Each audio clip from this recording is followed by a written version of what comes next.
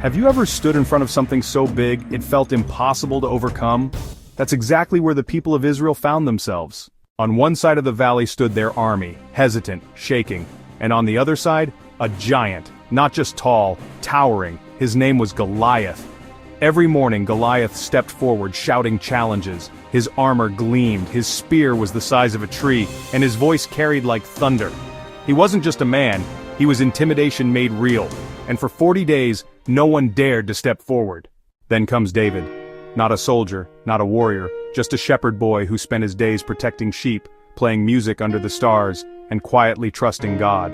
When David arrived at the battlefield, sent only to bring food to his brothers, he heard the giant's words. Everyone else heard threats. But David heard something different. He heard a challenge against the living God, and he couldn't stand by. But here's the thing, nobody believed in him. His brothers laughed, soldiers dismissed him, even the king doubted him. He was young, untrained, unarmored, but David had a fire inside him. He knew, this fight isn't about size, it's about trust.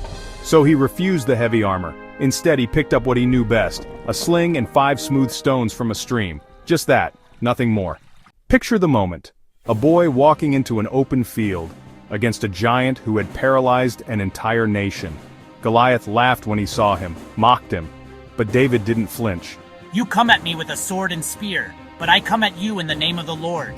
Then he ran forward, stone in the sling, whirl of momentum, release. The rock flew straight and fast, guided by more than skill.